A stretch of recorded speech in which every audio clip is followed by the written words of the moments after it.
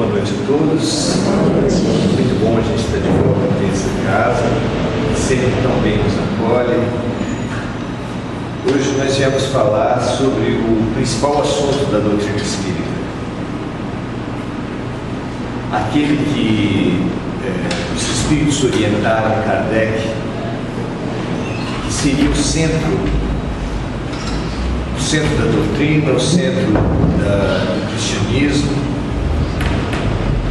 o princípio que nos deve orientar nas nossas existências.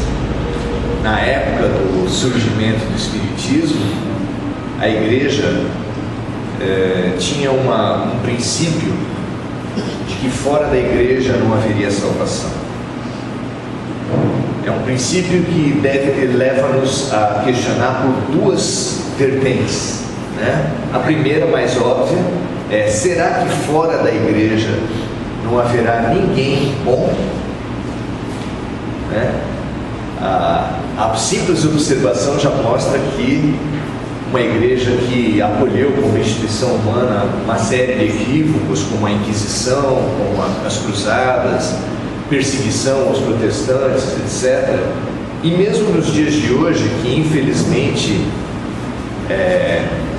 acolheu alguns fenômenos de pedofilia, por exemplo, dentro do próprio sacerdócio, mostra inquestionavelmente que não é verdade que somente dentro da Igreja Católica exista gente boa, nem que todas as pessoas que estão dentro da Igreja Católica sejam almas impolutas, almas puras. O que, aliás, é óbvio, porque em qualquer agrupamento humano haverá pessoas equivocadas, e isso não denigre as maravilhosas figuras que surgiram no seio do catolicismo. Alguns santos que realmente são santos, outros nem tanto, mas figuras maravilhosas. Nós mesmos tivemos no Brasil recentemente a figura de Zilda Arnes, que eu acho que merece um maior respeito, porque eu sou assistente social e eu desconheço uma outra ação social com maior alcance do que a Pastoral da Criança, reconhecida pela ONU, pelo Ministério da Saúde, como uma das grandes responsáveis pela queda da mortalidade pública, da mortalidade infantil no Brasil. Não é uma pequena obra, não é algo que se possa desprezar. E a forma e o lugar onde ela morreu também diz muito da vida dela. Não acho que é o máximo para um ator de teatro morrer em cena.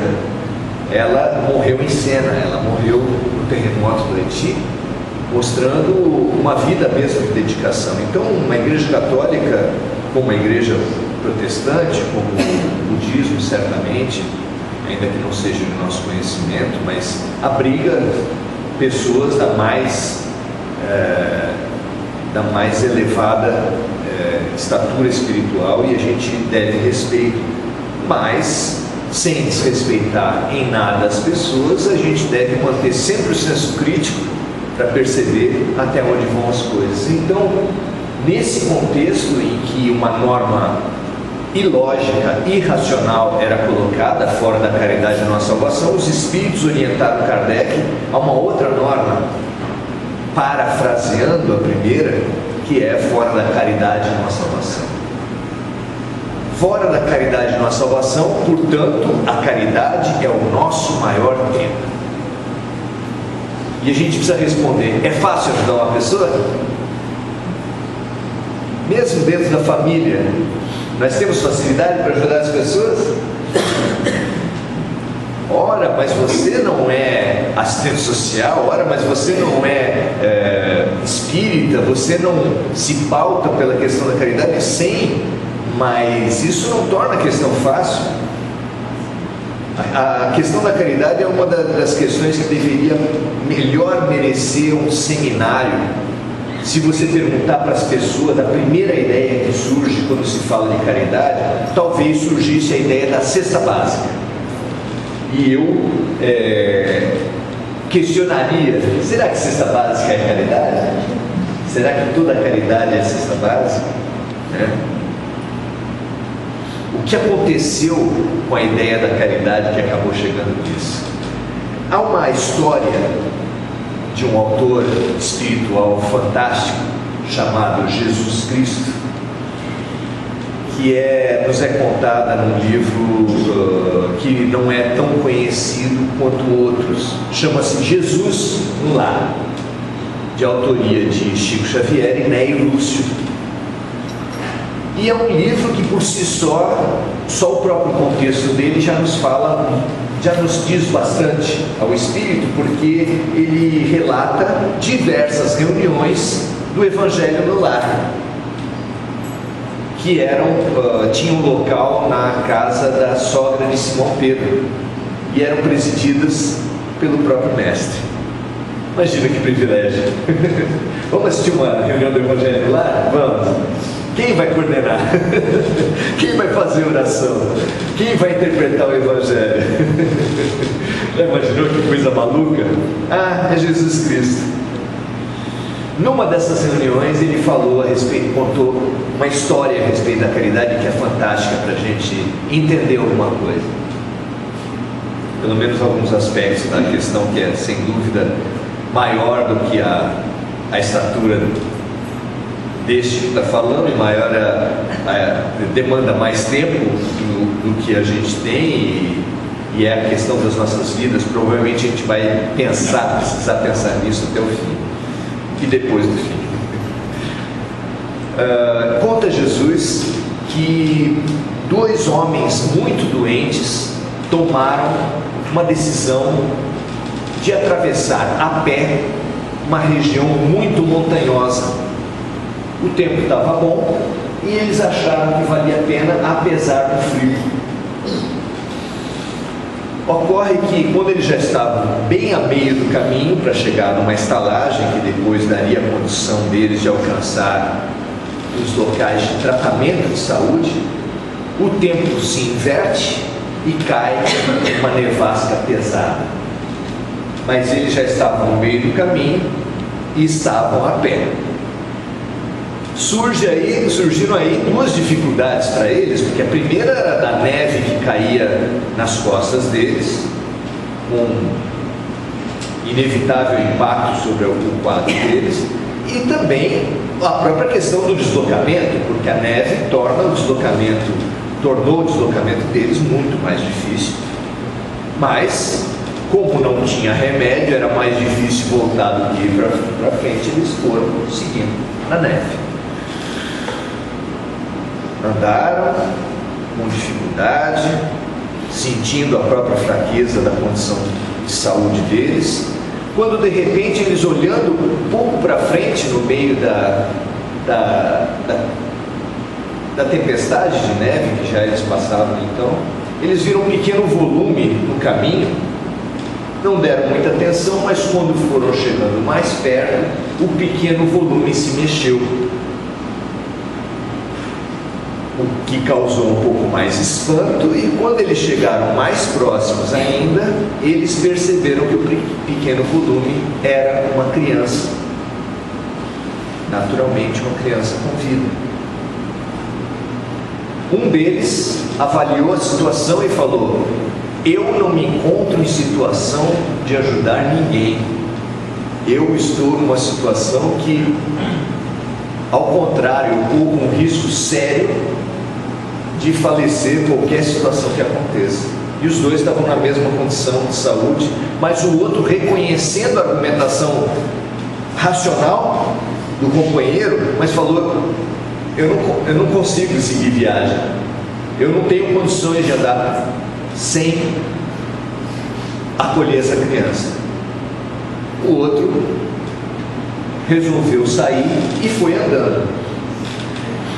Saiu antes, tomou uma dianteira, e mais leve, a dianteira aumentou, porque o segundo pegou a criança, tirou a neve que já cobria e aconchegou ao peito, e foi do jeito que dava, foi caminhando, num ritmo necessariamente menor do que do companheiro, a ponto de perdê-lo de vista.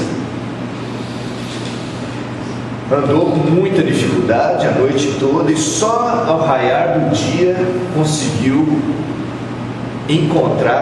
vislumbrar a estalagem, que já era quase uma miragem na vida dele. Ele encontrou a estalagem absolutamente exausto, deixou a criança na mão das pessoas e caiu numa cama sem condições de fazer mais nada. Só foi acordar ao final da tarde. Mas, para sua alegria, a sua primeira preocupação foi ver a criança, e a criança estava bem, tinha se recuperado. Em seguida ele se abasteceu, se cuidou da sua própria condição, mas logo na sequência quis saber do amigo como é que ele estava. E, para sua surpresa, soube do dono da estalagem que ninguém havia chegado na noite anterior. Ele: como assim? Não tem outra estalagem na redondeza? Verificou que não tinha mesmo chegado ninguém, armou um grupo de buscas e foi atrás da trilha, porque ele sabia muito bem qual é a trilha por onde tinha passado, e encontraram num desvão do caminho o corpo já falecido do seu companheiro. Ali ele se emocionou muito, porque ele percebeu, ele se deu conta do que tinha acontecido.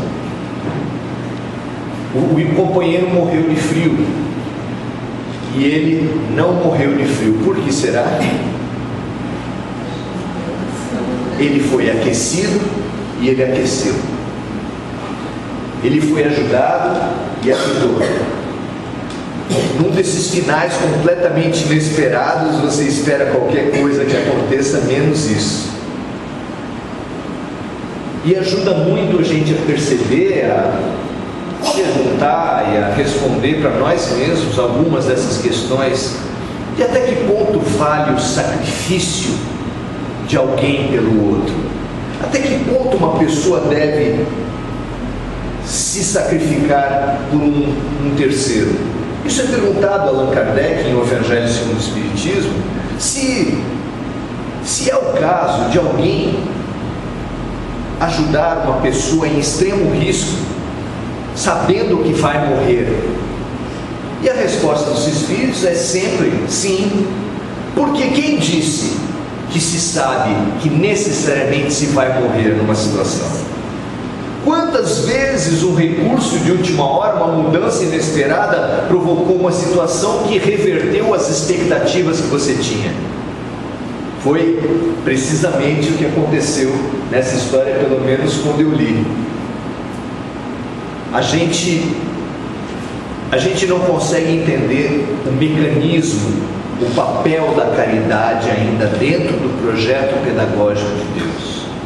Ainda faz parte da nossa cultura, muitas vezes, achar que a caridade é unilateral, ela é exercida de um para o outro, que é o mais forte, o mais sábio, o mais elevado, o mais santo, o mais puro, ajudando o menos elevado, o menos puro. E essa história e a resposta dos Espíritos a Kardec ajudam a gente a pensar a respeito disso, e ajudam a gente a pensar na caridade mais perto de casa, aquela que mais perto da gente, aquela que a gente faz em casa, aquela que tem um dos grandes instrumentos, exatamente o Evangelho no lar, que muita gente acha que foi criado e instituído pelo Espiritismo, mas que, como o Neio Lúcio trouxe para a gente, foi criado por Jesus. A prática que eu chamo de faxina espiritual, que muitos de nós aqui, nenhum de nós consegue imaginar uma casa em que não se faça faxina por um mês. Dá? Dá para imaginar isso? Uma casa sem faxina por 6 meses. Como fica? Uma casa sem faxina por 5 anos. Como é que a gente imagina uma casa como essa? Como fica a habitação? Como fica a convivência? Pessoas morando lá dentro e 5 anos sem faxina. Agora eu queria que a gente refletisse sobre as nossas casas e refletisse se nós não ficamos a intervalos superiores a 5 anos sem faxina espiritual. Vocês já ficaram mais de 5 anos sem fazer o evangelho em casa? Vocês já ficaram mais de 5 anos sem ter um rito de aproximação, de sintonia, de chamar à luz? A gente gosta de cantar, né? Entra para Jesus, entra na minha casa, entra na minha vida, mas Jesus não arromba a porta, não. Não tem jeito. Ele só vem quando é convidado. E o convite se dá sempre pela nossa mente. Às vezes as pessoas ouvem que a gente é espírita e falam assim: ai, você está vendo alguém perto de mim? Ai, você é médium, está vendo alguém perto de mim? Falei: rapaz, não estou, mas eu sei que tem um espírito aí perto de você. Ai, meu Deus do céu! Você acredita em anjo de guarda? Se você acredita em anjo de guarda, você acha que anjo de guarda é encarnado ou é desencarnado? Então, meu amigo, tem um espírito perto de você. No mínimo, um anjo de guarda. E não precisa ser médium, não precisa ser vidente para saber que ele está ali. Nós temos sempre companhias espirituais, e elas todos, não só Jesus, só vêm quando convidados.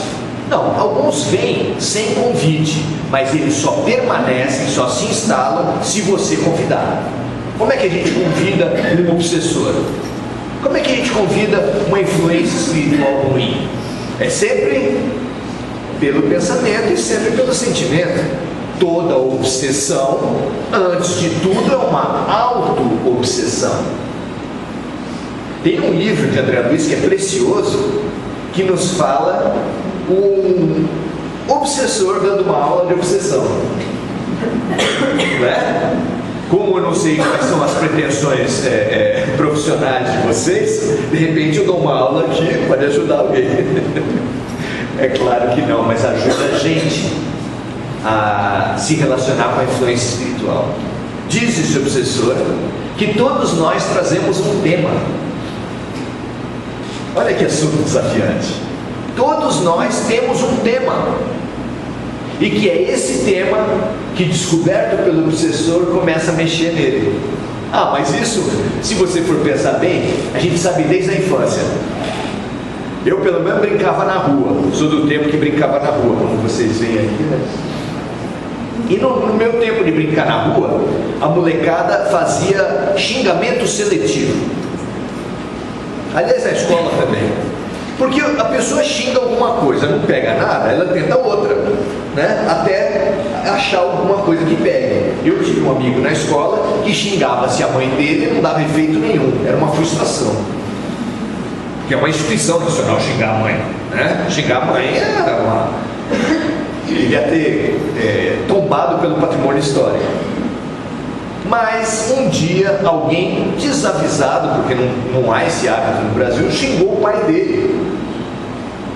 E esse menino, que era uma alma plácida, ele entrou em surto.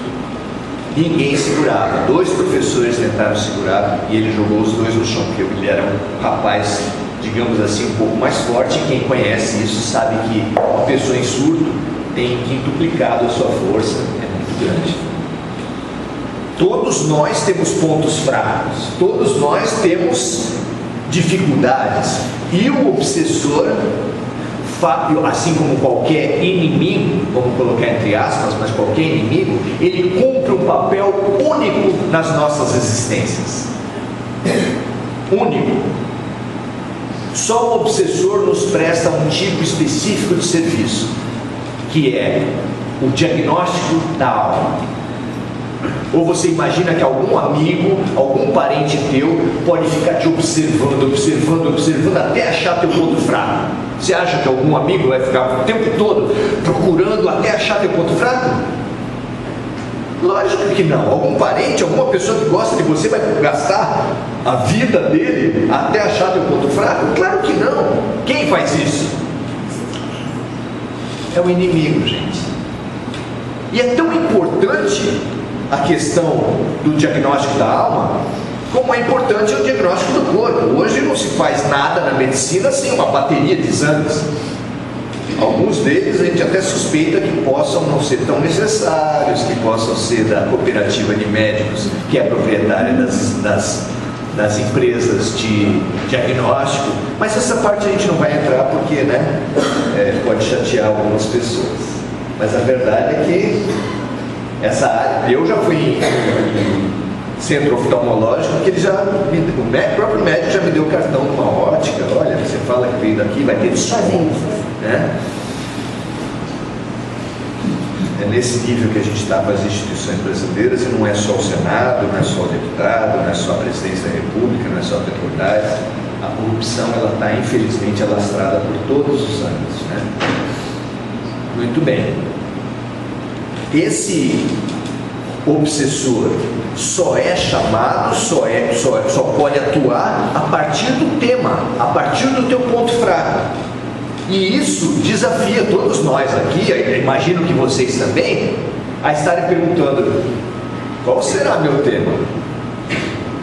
A próxima palestra pode vir um obsessor, né? A gente pode chamar um obsessor para ajudar a gente a descobrir o tema da gente.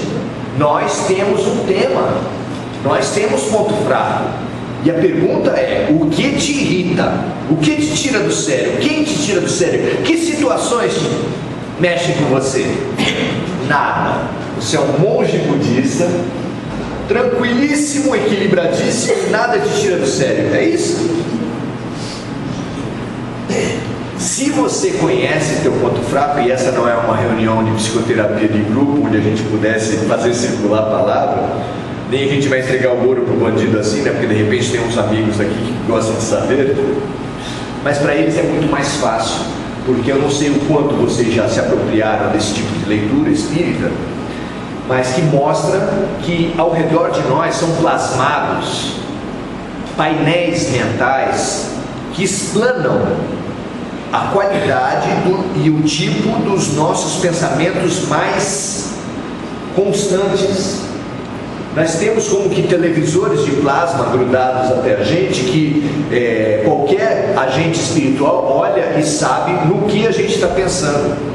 Eles conseguem perceber isso claramente.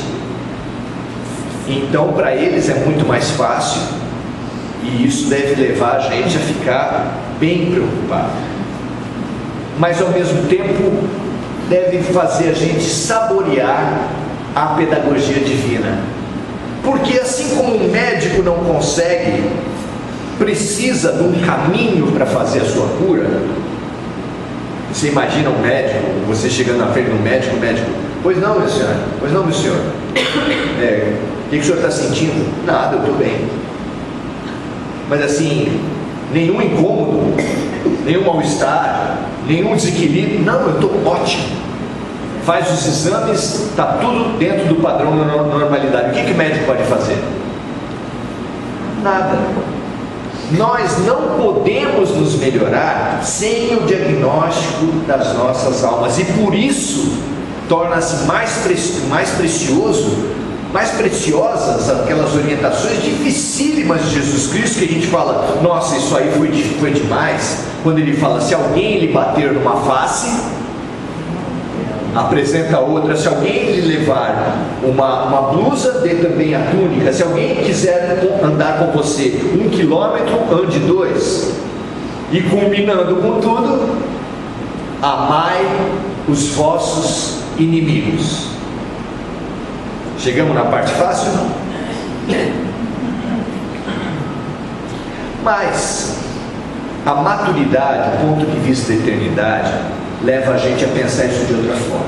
Então você vai até Brasília de carro, você leva no mecânico e ele lhe entrega o carro e fala assim: pode ficar tranquilo, o lado esquerdo, o lado direito do seu carro está ótimo. Os pneus, a parte direita do motor, a parte direita do carro está toda perfeita. O que você faz?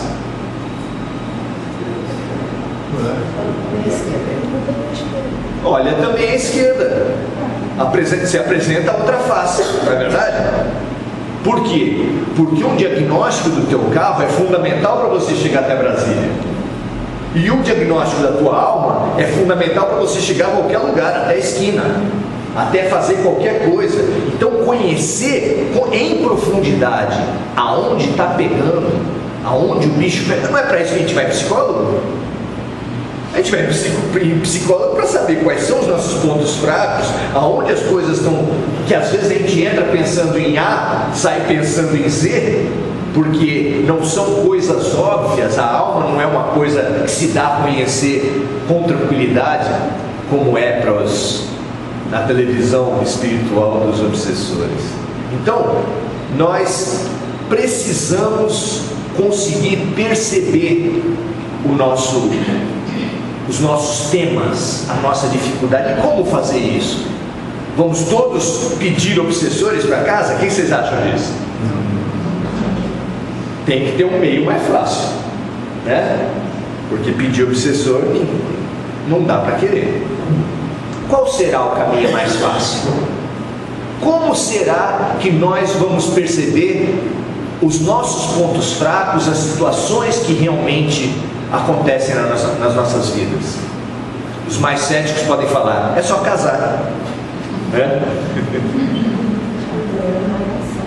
Mas não é só isso. Qualquer relação humana bem vivida vai apontar as nossas fragilidades, vai dialogar, e nós vamos poder perceber, se você tiver olhos de ver, se você não quiser se esconder. A minha mãe falava: gato escondido com o rabo de fora. Você quer esconder as coisas que você tem, fica aparecendo, não tem jeito.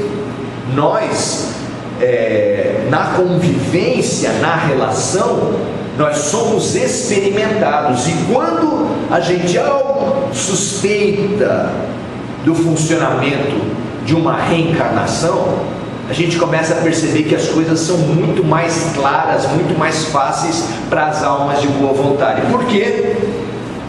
Porque realmente não cai uma folha de uma árvore que não seja pela vontade de Deus.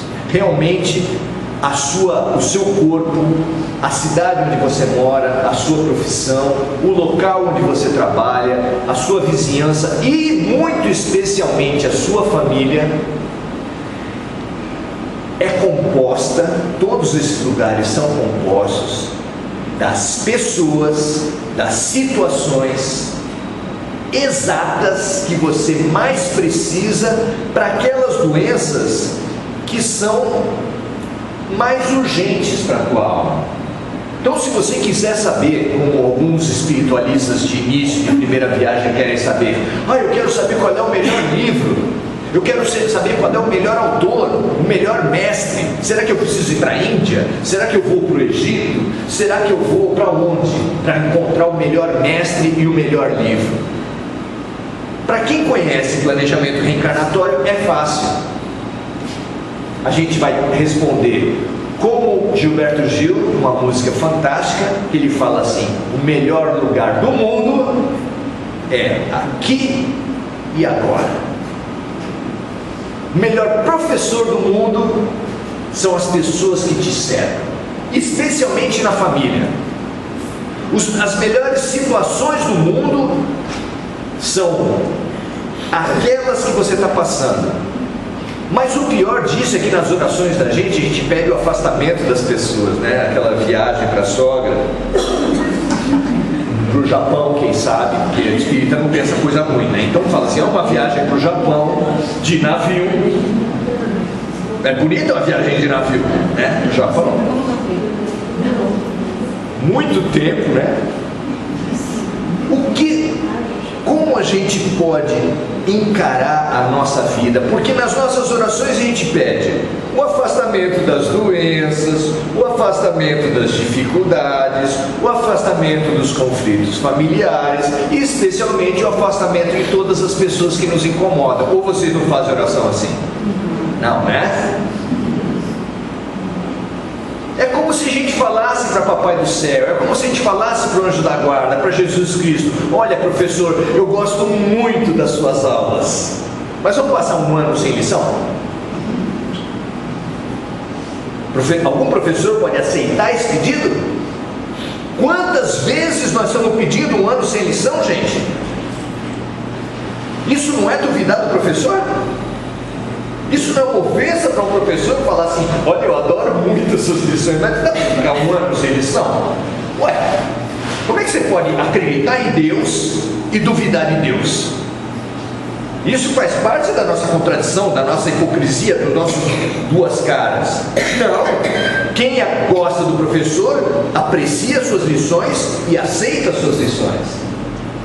Mas nós temos pedido quase sempre o afastamento das lições. Poucos de nós se concentram exclusivamente no estado de espírito necessário para enfrentar as lições. Então, eu quero boa vontade, eu quero lucidez, eu quero coragem, eu quero energia para encarar os meus desafios. Por favor, meu anjo da guarda, faz o que for possível para me dar essa lucidez, esse entendimento nas coisas, porque os problemas acontecem no meio do caminho da gente. E tem 2 poemas que são fantásticos a respeito disso. Eu não sei se eu já falei isso aqui, falei se isso se repete um pouco, vocês me desculpem. Mas tem 2 poemas, um de Cora Coralina e outro de Carlos Drummond, que eu não sei recitar todos, mas que o da Cora Coralina, ela fala que recebeu muita pedrada na vida. Muita pedrada, muita pedra a vida toda. Dessas pedras ela pavimentou o caminho da vida dela, fez pontes, fez casas e construiu o que ela pode ter feito na vida dela com todas as pedradas. E o poema do Drummond é muito conhecido por todos nós, que fala: jamais me esquecerei que no meio do caminho tinha uma pedra no meio do caminho. Lembrarei até o fim dos meus dias que no meio do caminho tinha uma pedra e tinha uma pedra no meio do caminho. São 2 atitudes, concordam? Você encontra um volume no meio do caminho, pode ser uma pedra, pode ser uma criança. Qual vai ser a tua atitude?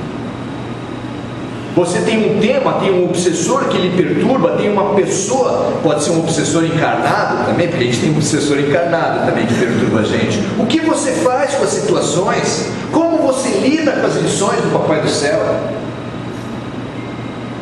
Nós precisamos pensar a respeito disso, porque não há uma lição, uma situação que nos tenha sido colocada à toa. Deus não coloca um frio conforme o cobertor, coloca o copo d'água do lado da sede. É assim que as coisas se organizam, especialmente no planejamento reencarnatório. Nós podemos acreditar ou não nisso. A vida é um jogo de espelhos, gente. A vida é um jogo de espelhos. Você imaginou que patético é você saber de uma pessoa que detesta um quadro na sua casa? Olha aquele quadro e fala: que coisa horrorosa. Dá 2 passos, volta e fala: nossa, que quadro medonho. Aí chega você do lado, dá uma cotoveladinha e fala assim: Maurício, não é quadro não, aquilo ali é um espelho. Ah, é? A gente reclama de tudo, reclama das pessoas, a gente reclama dos políticos, a gente reclama dos parentes. A gente está xingando quem, gente? A gente está xingando quem, vocês acham? Da máxima importância nós conseguimos entender o que está acontecendo com o Brasil hoje. Vocês pensaram já a respeito disso do ponto de vista espiritual? Eu recomendo, não canso de recomendar Brasil, coração do mundo, pátria do Evangelho. Mas pensem comigo, a pessoa precisa ser muito ignorante para chegar na tua casa em dia de faxina e sair de lá xingando. Ixi, que casa bagunçada, rapaz. As cadeiras estavam em cima da mesa, a cortina estava levantada, o tapete todo enrolado para um canto do lado, um monte de sujeira. A pessoa, então, porque a gente em dia de faxina não está grande coisa, né? Fala a verdade. A pessoa estava horrorosa.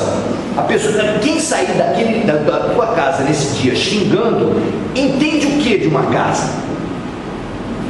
Entende o que de uma casa? Falando assim, essa casa está bagunçada, essa casa não tem jeito, está muito suja.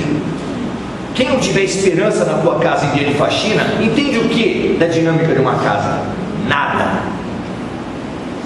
Nós também, quando temos desespero, desesperança a respeito do Brasil, a gente espiritualmente também não entende nada de dinâmica espiritual. Por quê? Porque qualquer pessoa que entenda de dinâmica de uma casa, olha aquela casa e fala assim, hoje está bagunçada, amanhã está legal. É possível, até se a pessoa estiver arrumando muito, é possível que a pessoa esteja preparando a sua casa para receber gente. Quando a gente vai receber gente, a gente não dá uma garibada a mais. Segundo Francisco Cândido Xavier, o Brasil está se preparando para receber gente. Vocês assistiram Pinga Fogo, gente? Sim. Se não assistiram, é ótimo. É o programa de maior audiência da história da televisão brasileira. São dois, na verdade. Em 1971, um programa de meio de ano que deu tanta audiência, parou o país, que gerou um outro programa de final de ano. E naquele programa, Chico Xavier falou, deu margem para isso que hoje é conhecido como a profecia de Chico Xavier, que fala que lá no ano em que foi enviada uma tripulação à Lua, acho que Apolo 11, né? Que houve uma reunião de altas potestades no mundo espiritual e que eles estavam muito assustados com a capacidade da humanidade de produzir coisa errada, bomba atômica, era o auge da Guerra Fria. Hoje nós estamos vivendo um pouco de novo esse medo da guerra nuclear, mas naquela época era muito forte. E eles estavam querendo dar fim ao projeto Terra porque achavam que valia mais a pena acabar e começar de novo em outra unidade do universo. Quem voltou essa história atrás foi Jesus Cristo, que intercedeu por nós e pediu uma moratória de mais 50 anos, que no ano de 69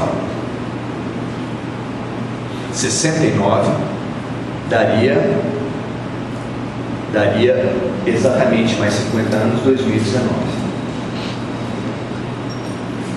E até 2019, disse Chico Xavier, se a humanidade optasse por uma guerra de extermínio, nós teríamos uma passagem, uma transição planetária muito longa, muito penosa, muito difícil. Isso é difícil da gente entender? Não, uma guerra gera ódios, uma guerra gera perseguições, gera uma carga, um peso espiritual que para ser diluído precisa de muito tempo.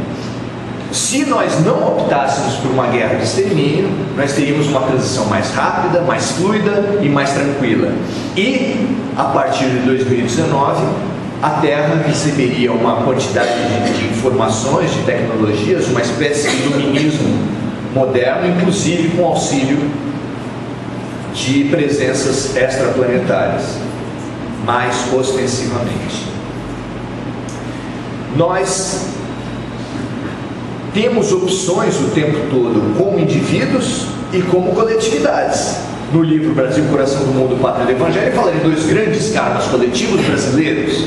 O primeiro deles, obviamente, é a escravatura.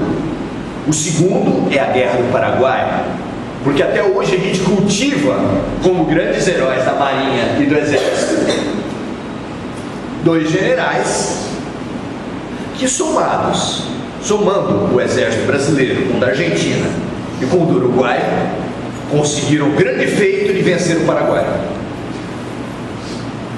Venceram seus exércitos adultos, seus exércitos infantis, suas mulheres, numa verdadeira chacina que gera até hoje. Se você for visitar o Paraguai, você vai sentir a atitude das pessoas para com brasileiros. Eles falam brasileiro imperialista, Brasil imperialista. porque nós temos esse peso nas nossas costas. É claro que se você fizer uma transição sem o peso de uma guerra, sem a geração de ódio de uma guerra, você vai ter uma transição muito mais tranquila, e assim a nossa transição, porque nós também estamos em transição. Nós também somos chamados a conflitos.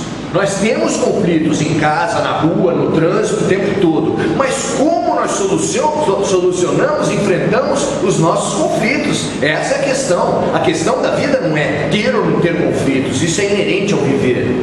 A questão é como você tem encarado os seus conflitos. Qual a tecnologia você tem usado para isso? Nós podemos fazer do limão uma limonada. Nós podemos ter a caridade na alma ou não. Vou terminar com uma história. Isso, pode ser? Tem uma história muito interessante, aliás, contada por Haroldo Dutra Dias numa palestra. É um palestrista fantástico, eu gosto muito.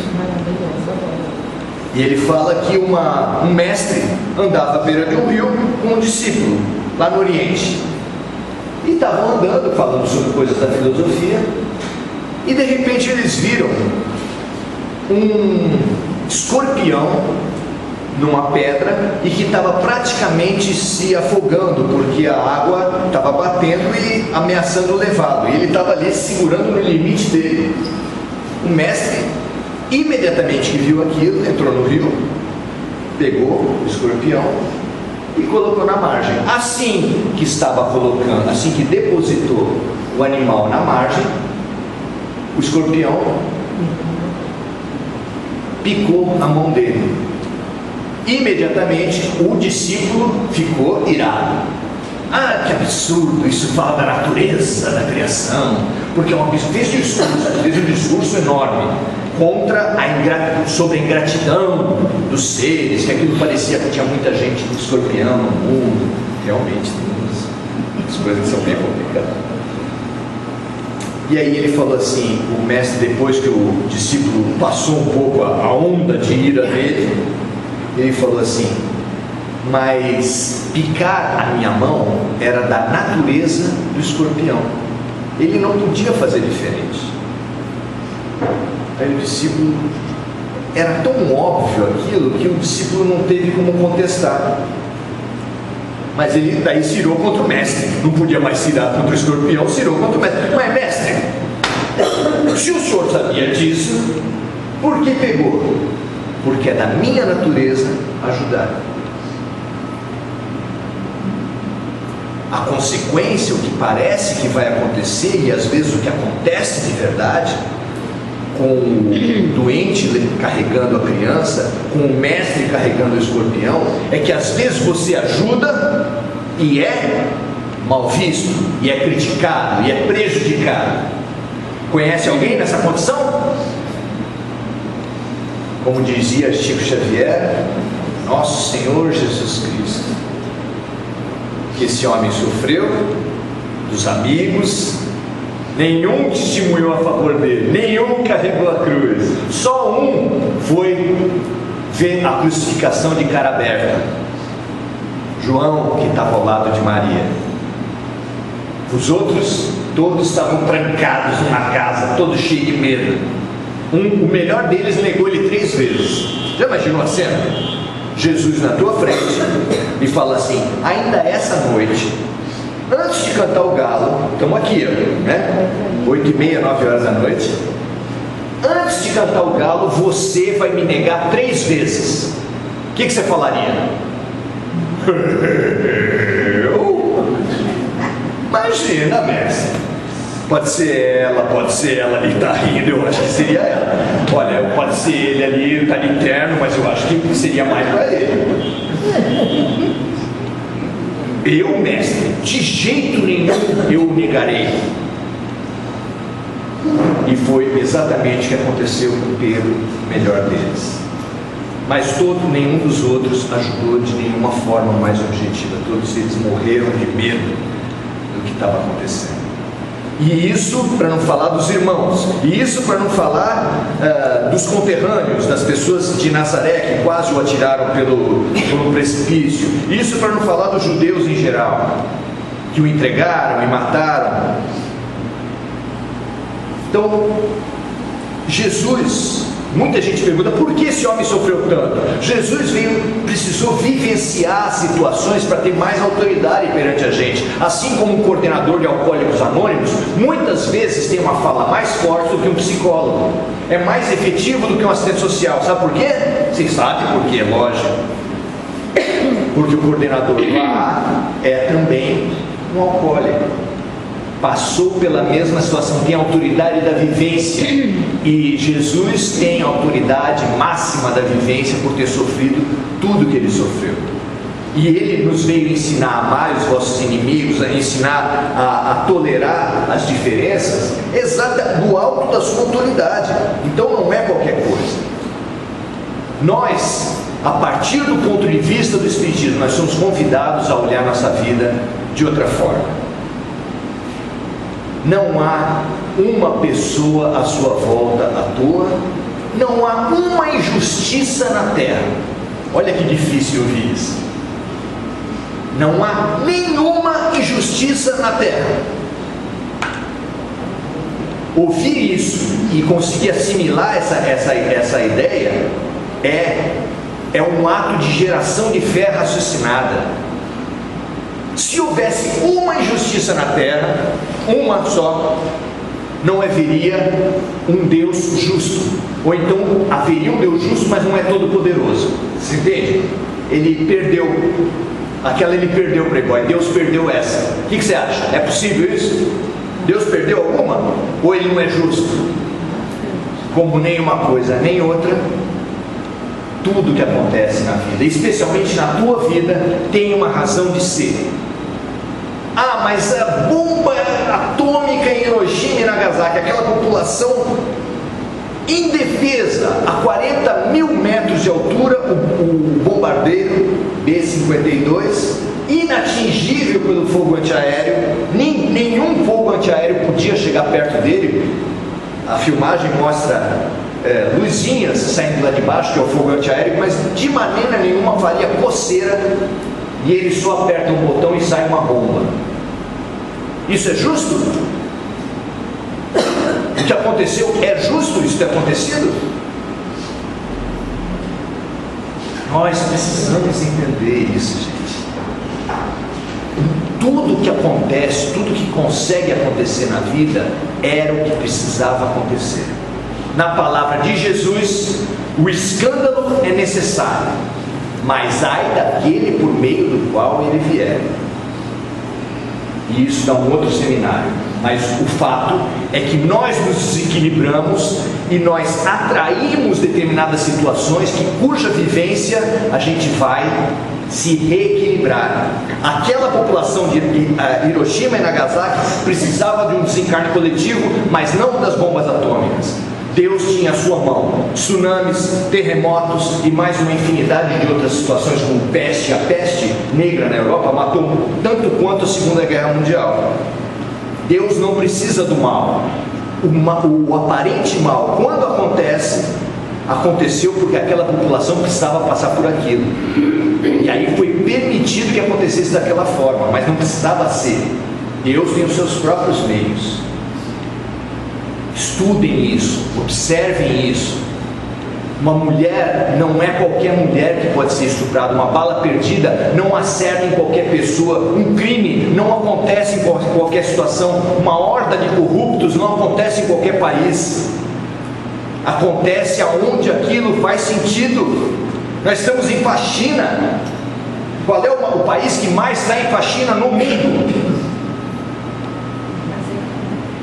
Aquele que precisa da casa mais limpa, aquele que vai acolher mais refugiados, aquele que vai fazer a função de referência moral do mundo, vai ser o coração do mundo e a pátria do Evangelho. Obrigado, gente.